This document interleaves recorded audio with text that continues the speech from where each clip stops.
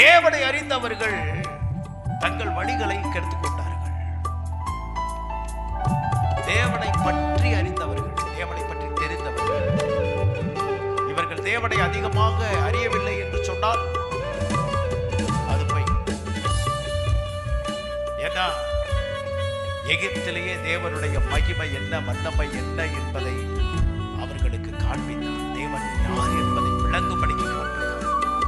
அவர் எப்படிப்பட்டவர், அவர் எவ்வளவு ஞானம் உள்ளவர், அவர் எவ்வளவு வல்லமை உள்ளவர், எவ்வளவு பராக்கிரமம் உள்ளவர் என்பதை எகிப்திலேயே வாதைகள் மூலமாக வெளிப்படுத்தினார்.